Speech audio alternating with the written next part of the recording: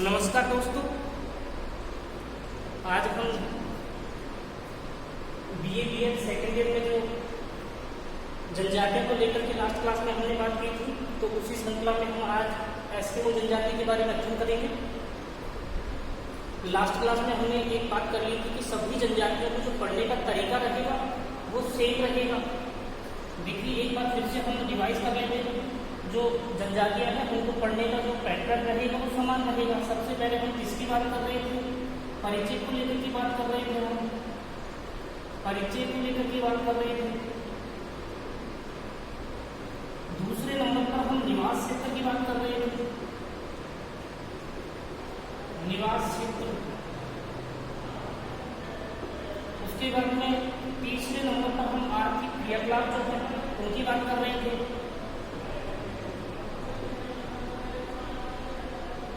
आर्थिक क्रियाकलाप।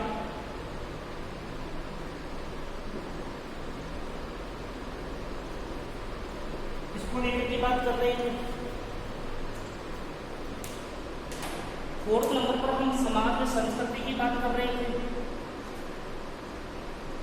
समाज में संस्कृति। फोर्थ नंबर पर हम क्या बात कर रहे थे? समाज में संस्कृति की बात कर रहे थे। पांचवें नंबर पर हम क्या पढ़ रहे थे? वातावरण समायोजन।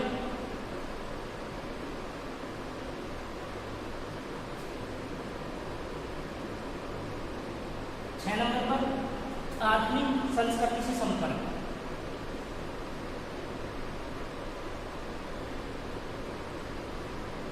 आधुनिक संस्कृति से संपर्क।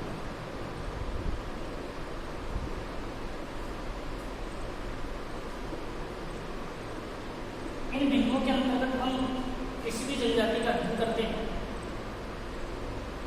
सबसे पहले हम परिचय को लेकर के बात करेंगे, फिर निवास क्षेत्र को लेकर के बात करेंगे, तीसरे नंबर पर आर्थिक क्रियाकलाप को लेकर के बात करेंगे, उसके बाद में समाज में संस्कृति कैसी है जनजाति की उसको लेकर के बात करेंगे, वातावरण समायोजन को अपने आप को किस प्रकार से वातावरण में एडजस्ट करती है उसको लेकर के बात करेंगे, और लास्ट जो है आधुनिक संस्कृति से संपर्क, मतलब उनके उत्थान के लिए सभ्य समाज से उनको जोड़ने के लिए जो लगने वाली जो सरकारें हैं या उनके जो निकटतम सरकारें हैं जिन क्षेत्रों में वो निवास कर रही हैं, वहाँ की स्थानीय सरकारों के द्वारा कौन कौन से प्रयास उनके उत्थान के लिए किए जा रहे हैं, सभ्य समाजों से किस प्रकार से उनको जोड़ा जा रहा है ना।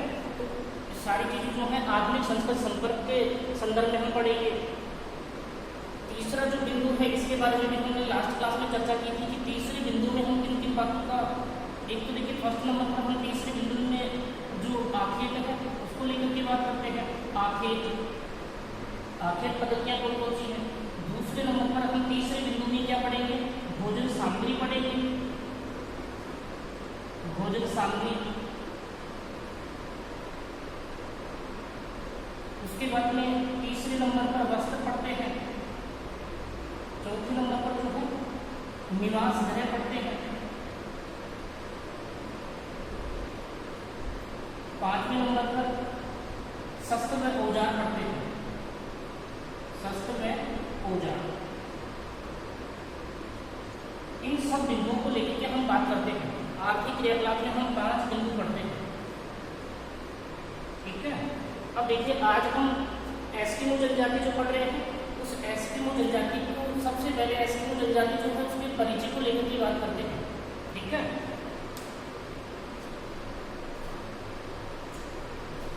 परिचय।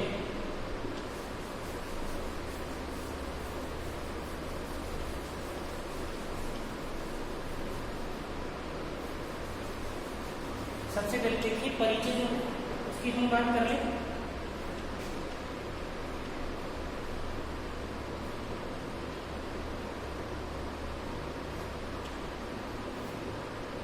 सबसे पहले तो जो परिचय है उसमें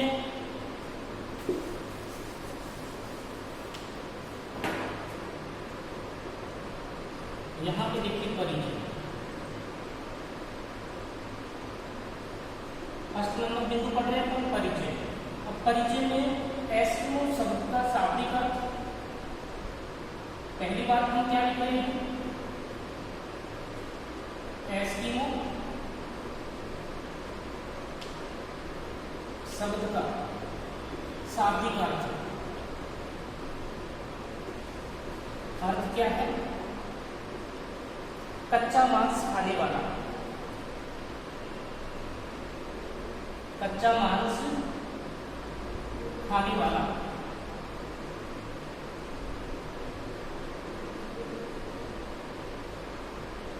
एस्किमो शब्द का शाब्दिक अर्थ क्या हो गया? कच्चा मांस खाने वाला। आप इससे अनुमान लगा सकते हैं कि आधुनिक सभ्य समाजों से ये है जो मतलब जनजातियां जो है, एस्किमो जनजाति जो है वो कितनी दूर है, सभ्य समाज से कितनी दूर है, आप अनुमान लगा सकते हैं। उसके बाद में दूसरी बात जो है, प्रकृति नियंत्रित मानव के रूप में निवास करती है, प्रकृति नियंत्रित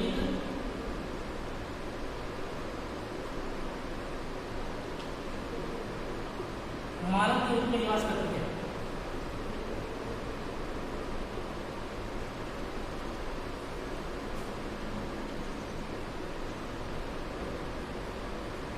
पूरी तरह से जो एस्किमो जनजाति के जो लोग हैं वो प्रकृति से नियंत्रित रहते हैं, मतलब प्रकृति जैसा चाहती है वैसा ही वो करते हैं, प्रकृति से ऊपर बढ़ करके कोई काम नहीं करते हैं।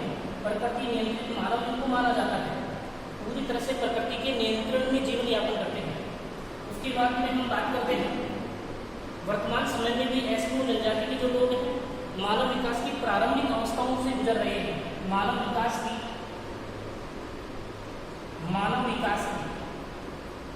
प्रारंभिक अवस्थाओं से।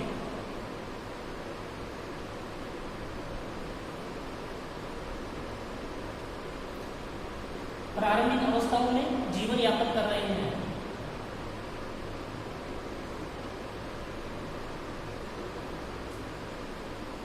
जीवन यापन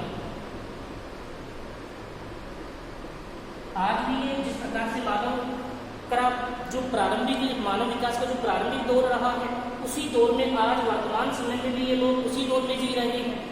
इनके जो रहन सहन, खान पान, रीति रिवाज वगैरह जो है प्राचीनतम परंपरागत तौर तरीके से ही निर्धारित हो रही है। उसके बाद में इन लोगों का जो है ये मुख्यतः ये जो जनजाति है ये आर्कटिक महासागर के तटीय क्षेत्रों में निवास करती है। आर्कटिक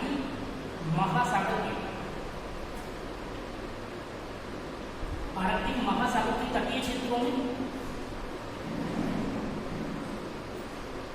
आर्कटिक महासागर के तटीय क्षेत्रों में निवास करती है।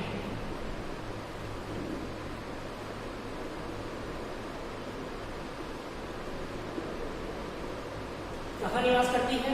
आर्कटिक महासागर के तटीय क्षेत्रों में निवास करती है। उसके बाद में हम बात करते हैं इनके जो आजीविका के जो स्रोत हैं उनकी हम बात कर रहे हैं। परिचय वाला पॉइंट चल रहा है ना हमारा, आजीविका के स्रोत कौन कौन से हैं? आजीविका के स्रोत एक तो ये लोग क्या करते हैं? आखेट करते हैं, आखेट करते हैं, ठीक है। दूसरा मछली पकड़ते हैं, मत्स्य पालन करते हैं, मछली पकड़ना। तीसरा है खाद्य संग्रहण करना, खाद्य संग्रहण करना। कौन कौन से काम कर रहे हैं? इनकी जो अर्थव्यवस्था या जो आजीविका जो है वो किसके ऊपर निर्भर करती है? एक तो ये लोग क्या करते हैं? आखेट करते हैं, आखेट करते हैं। जो भी जंगली जानवर उनके स्थानीय क्षेत्र में निवास करते हैं, आर्कटिक महासागर के तटीय क्षेत्र में निवास करते हैं, तो वहाँ पे शीत ध्रुवीय क्षेत्र में जो भी जानवर मिलते हैं उन सबका ये शिकार करते हैं। एक तटीय क्षेत्रों में जो जलीय स्रोत है आर्कटिक महासागर का, उसमें ये मत्स्य पालन का काम भी करते हैं, लेकिन वो आदिम प्रकार का मछली पालन होता है। एक खाद्य संग्रह, खाने की जो सामग्री होती है उसका ये क्या करते हैं? संग्रह भी करते हैं। उसके बाद में हम बात कर रहे हैं इसकी आदिम जीवन निर्वाह कृषि करते हैं ये लोग, आदिम जीवन निर्वाह कृषि, आदिम जीवन निर्वाह कृषि। मतलब क्या हुआ? आदिम जीवन निर्वाह कृषि का मतलब ये हुआ कि इस कृषि में परंपरागत जो औजार होते हैं उनकी सहायता से ही संपूर्ण कृषि कार्य किया जाता है। उसके बाद में सिर्फ और सिर्फ आदिम प्रकार के मतलब जो परंपरागत जो ढंग है उसके अनुसार ये कृषि की जाती है। और जीवन निर्वाह के लिए सिर्फ जीवन यापन के उद्देश्य से ही इस कृषि को किया जाता है। जीवन यापन के उद्देश्य से इस कृषि को किया जाता है। जितना भी उत्पादन होगा वो स्वयं के लिए ही होगा, किसी प्रकार का निर्यात इस कृषि में नहीं किया जाता है। खाद्य जो सामग्री होगी वो पूरी की पूरी खुद के ही काम में ली जाती है, ठीक है ना। उसके बाद में हम बात क्या कर रहे हैं, यहाँ पे जो जलवायु पाई जाती है वो टुंड्रा प्रकार की जलवायु पाई जाती है।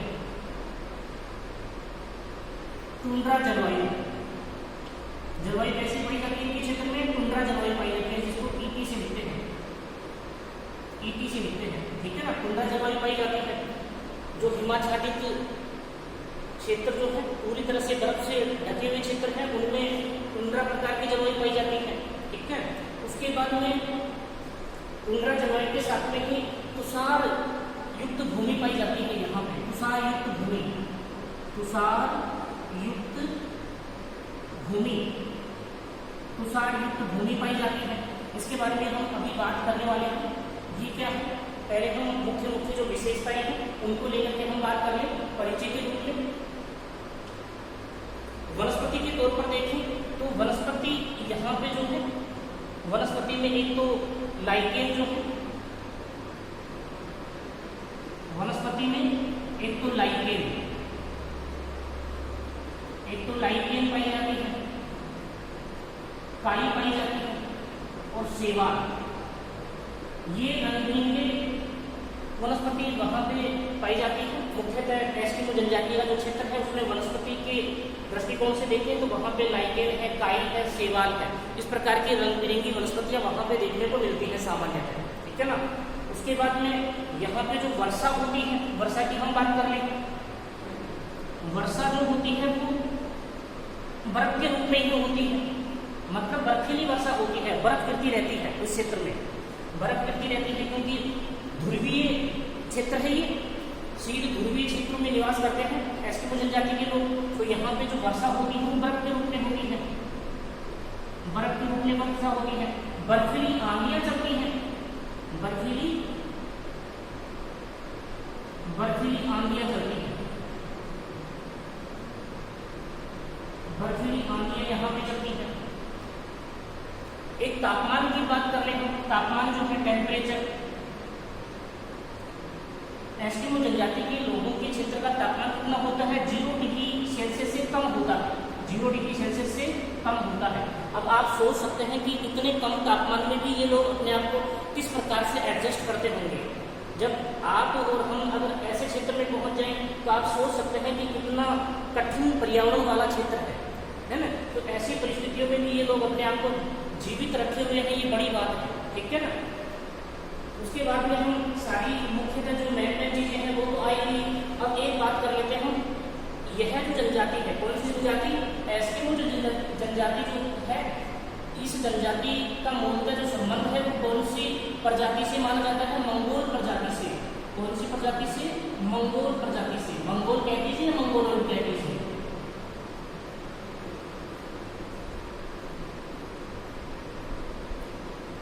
मंगोलोइड प्रजाति, लोइड या लोइड शब्द लगा हुआ है तो इसका मतलब क्या होता है, ओइड होता है।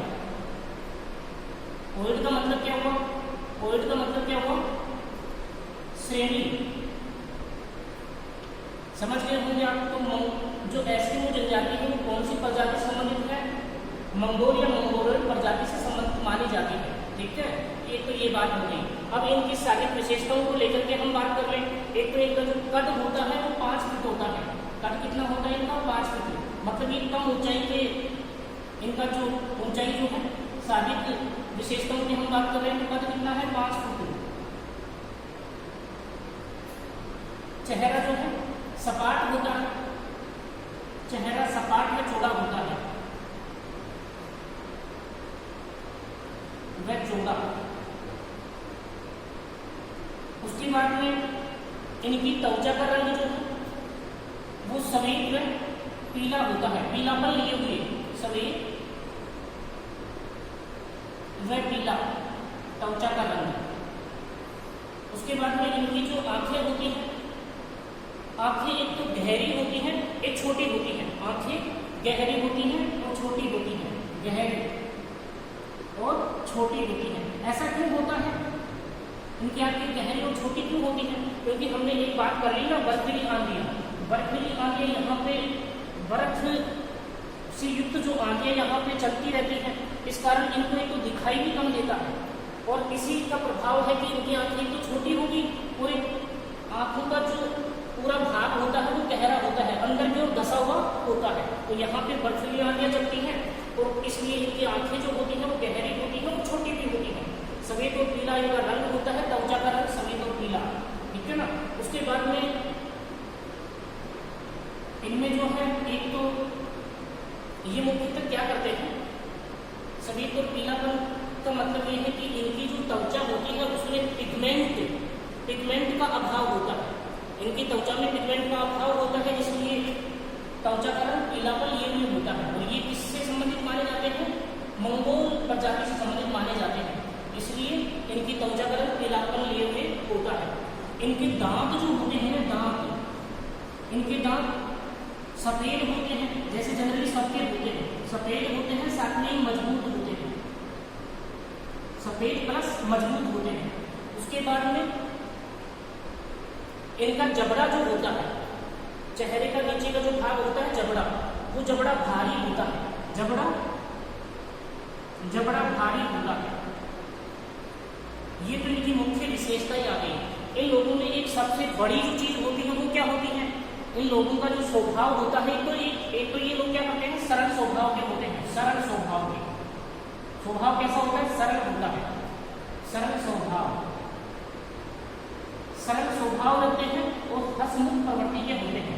आपने देखा होगा कभी कभी कुछ लोग क्या करते हैं कि हमेशा उनका जो मुंह होता है वो अलग ही प्रकार का होता है ना। तो ये एक तो क्या कैसे स्वभाव रखते हैं, सरल स्वभाव रखते हैं, बहुत ही विनम्र प्रवृत्ति के होते हैं, ठीक है ना। एक तो ये चीज। दूसरी बात, हंसमुख प्रवृत्ति के होते हैं, हंसमुख प्रवृत्ति के। कैसी प्रवृत्ति के, हंसमुख प्रवृत्ति के, हंसमुख प्रवृत्ति के। तो मतलब की अच्छी विशेषता हो गई ना, सरल स्वभाव हो गया, हंसमुख प्रवृत्ति हो गई। देखिए अब हमने मेन क्या क्या बातें कर ली, एस्किमो के परिचय को लेकर के हम बात कर रहे थे। अब परिचय में हमने क्या देखा, एस्किमो जो शब्द है वो, एस्किमो जो शब्द है उसका शाब्दिक अर्थ क्या हुआ, कच्चा मांस खाने वाला। आज भी ये लोग कच्चा मांस ही खा रहे हैं, ठीक है, और पूरी तरह से प्रकृति के द्वारा नियंत्रित मानव के रूप में ये निवास कर रहे हैं। और इनका जो जीवन है वर्तमान में भी मानव विकास की प्रारंभिक अवस्थाओं से गुजर रहा है, ठीक है ना। एक तो ये चीज। दूसरी बात, ये जनजाति मुख्यतः आर्कटिक जो महासागर है, आर्कटिक महासागर हम कौन से भाग को बांट रहे हैं, देखिए यहाँ पे आपकी ये पृथ्वी है और यहाँ पे 66.5 डिग्री है, ठीक है ना। तो 66.5 डिग्री से लेकर के 90 डिग्री नॉर्थ तक का जो भाग है वो आर्कटिक महासागर के रूप में कंसिडर किया जाता है। एक तो ये चीज। दूसरी बात, हम क्या कर रहे हैं कि आर्कटिक महासागर जो है उसके जलीय भाग का जो तटीय क्षेत्र है, आर्कटिक महासागर का जो तटीय क्षेत्र है, जो स्थल भाग जो है उसके ऊपर यह जनजाति निवास करती है, ठीक है ना, स्थल भाग के ऊपर। तो आर्कटिक महासागर के तटीय भागों में यह जनजाति निवास करती है, ठीक है। उसके बाद में आजीविका के स्रोत, एक तो ये वहां पे स्थानीय, इनको जो भी जानवर वहां पे दिखाई देते हैं उनका इनको शिकार कर लेते हैं, है ना। जैसे रेंडियर जो है एक प्रकार से कुत्ता ही होता है जिसको कैरीबाउ कहते हैं, रेंडियर है। इस प्रकार की और मछलियां जो है उनका भी ये शिकार करते हैं।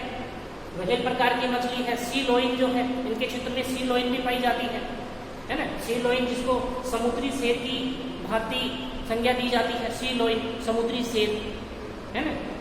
मतलब आक्रामक स्वभाव की मछली होती है सी लोइन, आक्रामक स्वभाव की मछली होती है सी लोइन। व्हेल मछली भी पाई जाती है, सील मछली भी पाई जाती है, सील मछली इनके क्षेत्र में पाई जाती है। तो एक तो ये आखेट करते हैं, आखेट का मतलब होता है शिकार करना। एक मछलियों को पकड़ते हैं, एक खाद्य सामग्री और भी अलग प्रकार की जो भी खाद्य सामग्री इनके क्षेत्र में उपलब्ध है उसको भी ये इकट्ठा करते रहते हैं, ठीक है।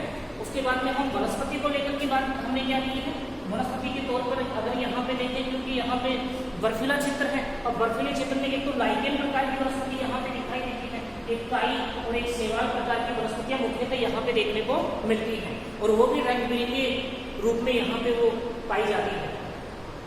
वर्षा वृक्ष के रूप में होती है, हमारे जम्मू कश्मीर में बर्फ गिरती है वैसे ही, और आंधियां जो है बर्फीली आंधियां यहाँ पे अक्सर चला करती हैं। तापमान, इस क्षेत्र का तापमान 0 डिग्री सेल्सियस से भी कम होता है, 0 डिग्री सेंटीग्रेड से भी कम होता है तापमान। ये लोग आदिम जीवन निर्वाह कृषि करते हैं, जो खुद के लिए ही करते हैं। जलवायु कैसी है? टुंड्रा जलवायु इस क्षेत्र की मुख्यतः पाई जाती है। टुंड्रा जलवायु पाई जाती है इनके क्षेत्र में। तुषार युक्त भूमि, देखिए तुषार युक्त जो भूमि है इसकी हम बात करें, तुषार युक्त भूमि क्या है इसकी हम बात कर लेते हैं।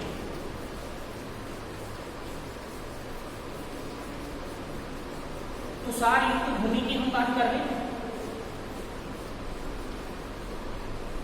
अलेक्जेंडर वॉन हम्बोल्ट का नाम आपने सुना हुआ होगा।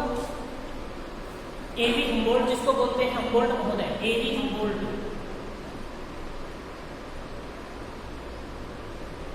एवी हम्बोल्ट ये जर्मन दार्शनिक है, जर्मन भूगोलवेत्ता है।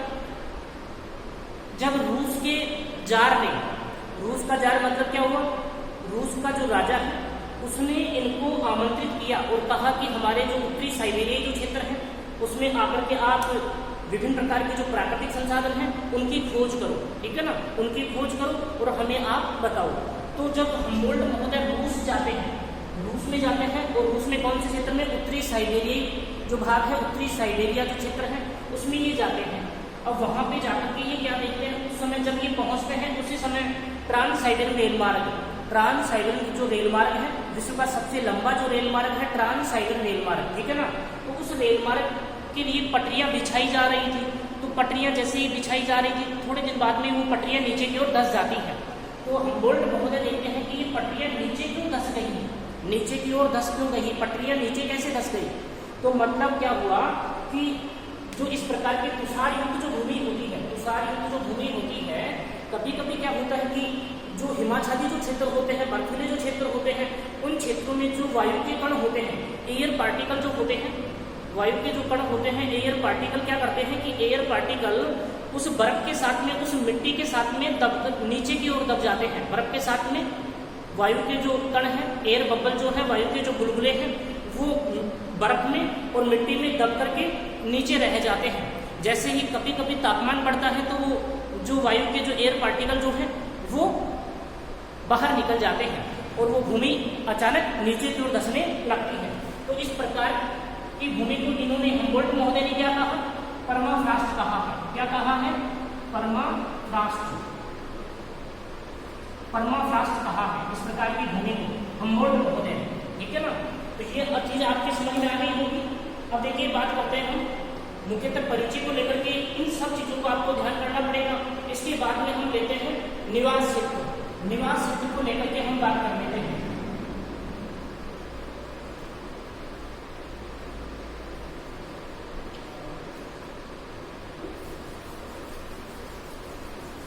निवास क्षेत्र में लास्ट क्लास में भी हमने बात की कि यह जनजाति आर्कटिक महासागर के तटीय क्षेत्रों में निवास करती है। एक तो ये बात हमने कर ली थी। उसके बाद में निवास क्षेत्र में देखिए हम मोटा मोटा जो है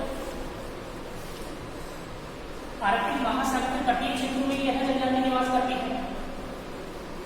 अमेरिकन जो महाद्वीप है, उत्तरी अमेरिका वाला क्षेत्र, उसमें कनाडा जो है, ग्रीनलैंड जो है, अलास्का वाला भाग है, उसमें ये निवास करती है। उसके बाद में यह जनजाति जो है आपका यूरोप का उत्तरी भाग है, जिसको स्कैंडिनेवियन प्रदेश कहते हैं, उस भाग में यह जनजाति निवास करती है। और उत्तरी साइबेरिया, उसका उत्तरी साइबेरिया वाला जो भाग है वहां पे यह जनजाति मुख्यतः निवास करती है। निवास क्षेत्र को देखिए अपन, परिचय को लेकर के हमने बात की। अब निवास क्षेत्र, निवास क्षेत्र किसी भी जनजाति का मुख्य बिंदु होता है। क्यों? क्योंकि निवास क्षेत्र के आधार पर ही उस जनजाति का निवास क्षेत्र के आधार पर ही जलवायु जो है, उस जनजाति की जलवायु, वहां पे वर्षा की स्थितियां, सभी प्रकार की जो चीजें होंगी वो निवास क्षेत्र के द्वारा ही निर्धारित होंगी। तो निवास क्षेत्र में एक बात तो हम ये कर लें कि यह जनजाति अलास्का से लेकर बेरिंग जल संधि तक, बेरिंग जल संधि तक,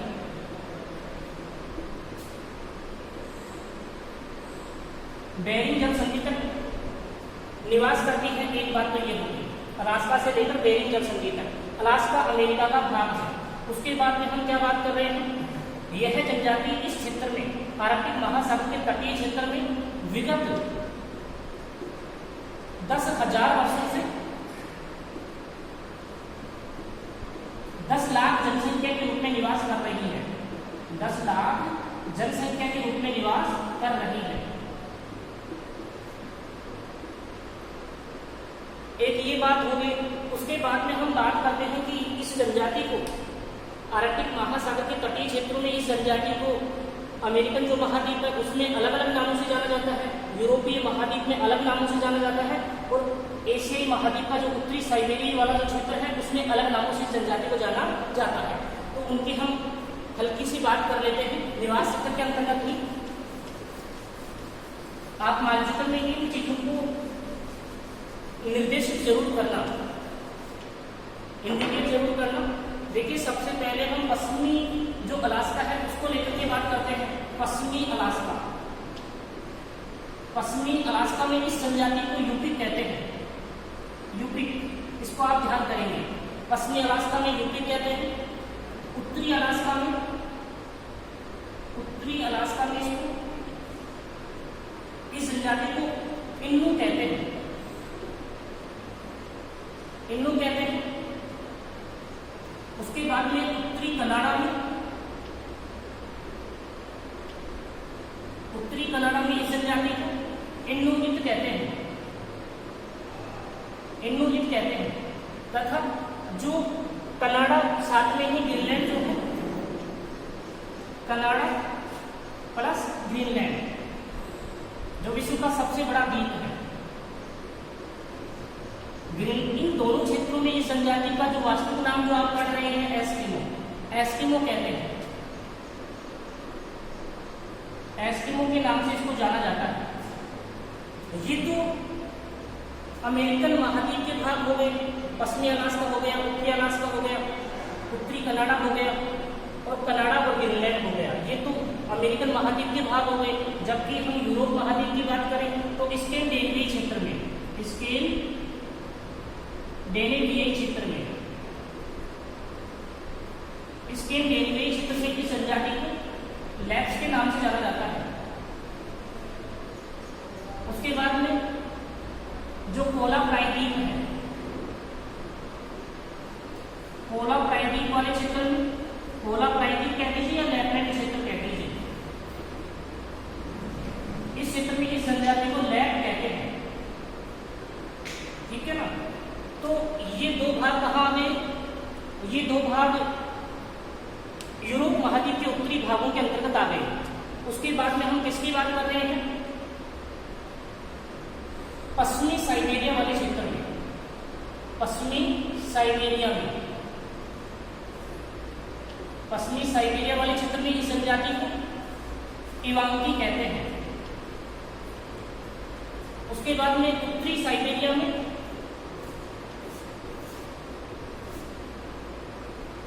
उत्तरी साइबेरिया वाले क्षेत्र में इस जनजाति को सेमोयड्स, सेमोयड्स, तुंगस, याकूत,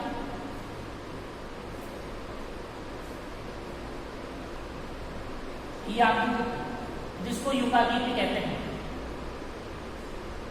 युकागीर, और इसको तूंग भी कहते हैं। पश्चिमी साइबेरिया में इवांगी कह रहे हैं, उत्तरी साइबेरिया में सेमोयड्स, तुंगस जिसको तुम कह रहे हैं, याकूत, युकागीर। उसके बाद में उत्तरी पूर्वी साइबेरिया में, उत्तरी पूर्वी साइबेरिया में, उत्तरी पूर्वी साइबेरिया में क्या कह रहे हैं, इवेंकी कह रहे हैं, इवेंकी। और लास्ट आता है आपका चुक्ची सागर, चुक्ची सागर, चुक्ची सागर में इस जनजाति को चुक्ची कहते हैं।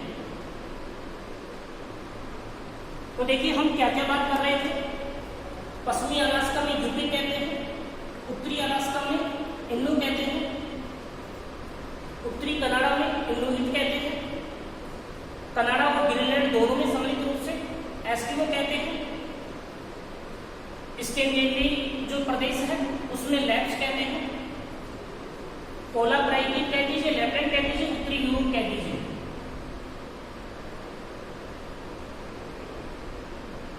यूरोप कह दीजिए, ठीक है, उत्तरी यूरोप, इन तीनों भागों में यहाँ पे लैंड कहते हैं। उसके बाद में हमने बात की पश्चिमी साइबेरिया जो है 7 नंबर पर, इसमें इवांकी कहते हैं, उत्तरी साइबेरिया में सेमोयर्स, टोंगस और याकूत कहते हैं, उत्तरी पूर्वी साइबेरिया में इवेंकी कहते हैं, और 10 नंबर आपका चुच्ची सागर में चुच्ची कहते हैं। अब हल्की सी बात हम स्कैंडिनेवियन प्रदेश को लेकर के कर लेते हैं। देखिए स्कैंडिनेवियन जो पहले सुना है उसमें मुख्यतः 3 देशों को शामिल किया जाता है। एक तो आपका नॉर्वे है, दूसरा आपका स्वीडन है, तीसरा आपका फिनलैंड है, ठीक है ना। अगर राजनीतिक दृष्टिकोण से देखते हैं तो इसमें हम स्कैंडिनेवियन पहले सुना जो प्राइडिक है उसमें तो 3 देश हो गए। राजनीतिक दृष्टिकोण से इसमें मुख्यतः 5 देशों को शामिल किया जाता है। डेनमार्क हो जाएगा और आपका आइसलैंड, ये 2 देश इसमें और शामिल हो जाते हैं, ठीक है ना। तो इस प्रकार से, और भौगोलिक दृष्टिकोण से देखते हैं तो इसमें डेनमार्क ही शामिल होता है। सांस्कृतिक दृष्टिकोण से आपका जो राजनीतिक दृष्टिकोण से आपका इसमें आइसलैंड और शामिल हो जाता है स्कैंडिनेवियन प्रदेश में। तो इस प्रकार से हम परिचय को लेकर के हमने सेपरेट जो बातें कर ली हैं, अब आगे की बात करेंगे कल। धन्यवाद।